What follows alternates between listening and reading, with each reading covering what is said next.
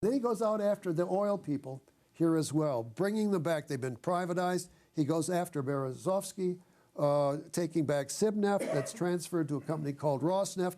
And the one that we've heard most recently about at the bottom is Michael Khodorkovsky. He was the head of Yukos. He was Russia's richest man.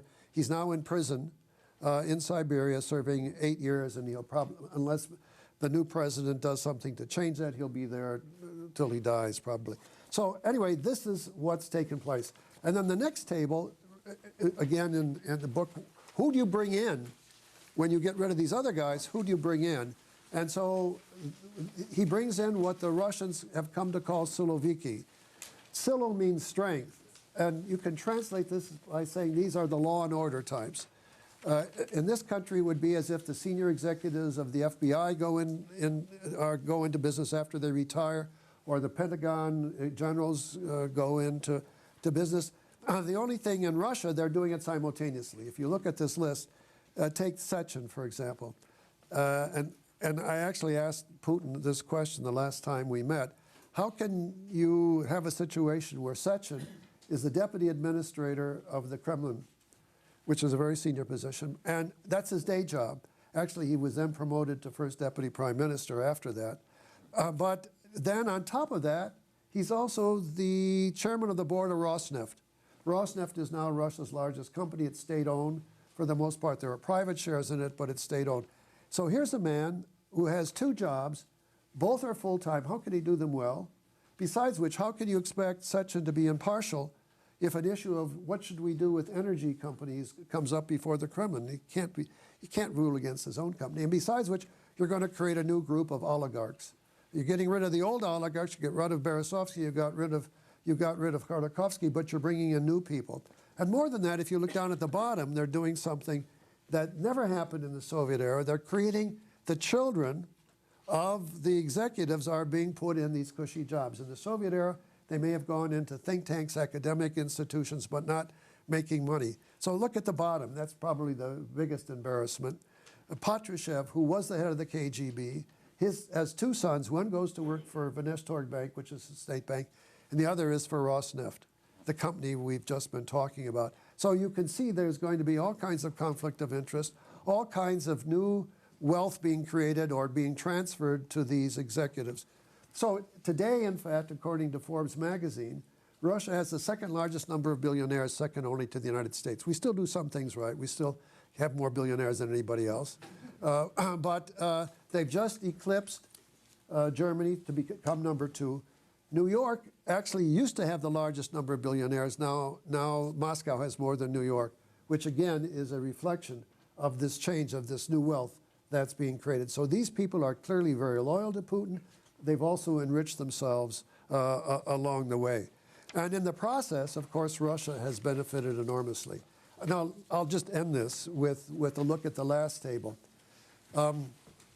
I said, in doing work, just my research, I said, I really should get some idea of how important Russia is for the supply of oil and gas to Europe.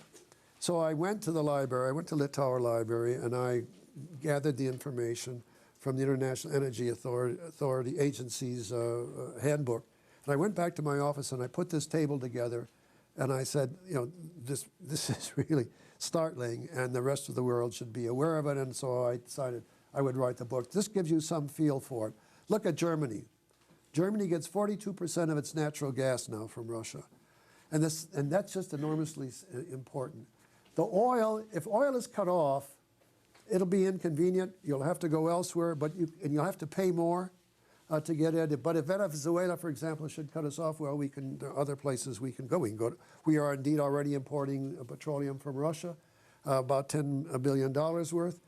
It'll take a while. It'll be more expensive, but we can find another tanker. We can find another pipeline. We can find another railroad car, another tank truck. But with natural gas, that's really like an umbilical cord, because it all comes out of the pipeline. The pipeline costs $3 to $6 billion. You can't have a standby pipeline just in case they cut it off. So you put all your money in that pipeline. You can't have capital just sitting there idle for $3 to $6 billion. And sooner or later there may be liquefied natural gas, but even that requires at least $1 billion expenditure to process the gas, to transport it with special tankers, and then to reprocess it again. So if you've got that pipeline up, you've got them politically in a stranglehold. And in my mind, it has already begun to influence what Germany is doing, because the Germans have to calculate it's not worth it to rile the Russians over smaller issues in fear that they will cut us off for one reason or another. And if you look at this list, you can see that even Italy is very heavily dependent on Russia, even though it's at the end of the pipeline. It's more, in the west and the south. I mean, the east and the south. No, the west and the south. But they're going to be affected too, and France. And if you go to Eastern Europe, Central Europe, you'll see they get 100% of their natural gas. And that's going back to that first page that I read. You can see why that sets the theme for everything that follows. It's really critical that it has a political hold. I say we too are in a position now in the United States where we are also becoming more and more dependent on Russia. For me, it's good at this point because it's petroleum.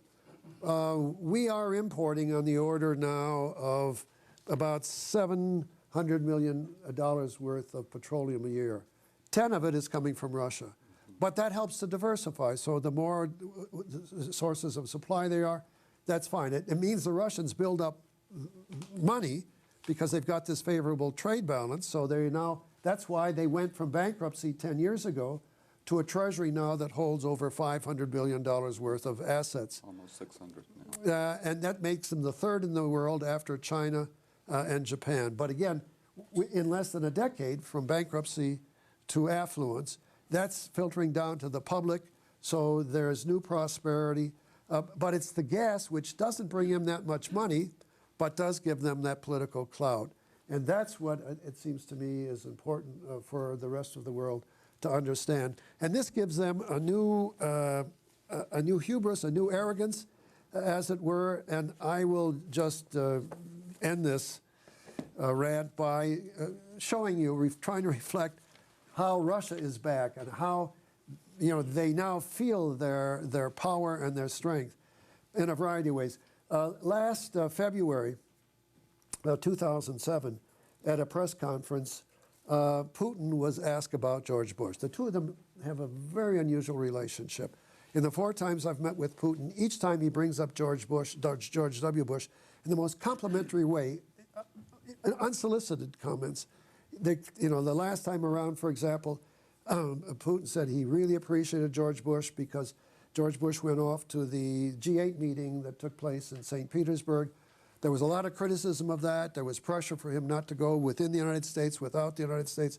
Putin said Bush came, and he appreciated that.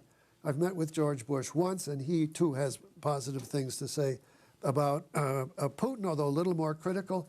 But the two of them, their body language is absolutely phenomenal. So they really get along with each other. Anyway, so Putin is asked at this press conference, how do you get along with George Bush? And so he says, I can do business with George Bush. And I said to myself, gee, I'd heard something like that before. Where had I heard that? Well, this is what, remember, Margaret Thatcher said about Mikhail Gorbachev before Gorbachev became the general secretary. In a very patronizing way, what she was saying, yes, I can do business with that peasant from Stavropol. Now it's turned around. And what is Putin saying? Yes, I can do business with that cowboy from Crawford. I mean, it's just, again, in a patronizing. And here I'll absolutely end with another press conference. This was in June, just a year ago. Putin is asked by a correspondent from Der Spiegel. He says, Mr. President, former federal chancellor Gerhard Schroeder called you a pure Democrat. Do you consider yourself as such? Well, just as a interject here, as you can say many things about Putin, but a pure Democrat, just no way. Anyway, Putin answers, and I read the transcript. He laughs. Am I a pure Democrat? Of course I am, absolutely. But do you know what the problem is? It's not even a problem, it's a real tragedy. The problem is that I'm all alone, the only one of my kind in the whole wide world. Just look what's happening in North America. Again, let me interject.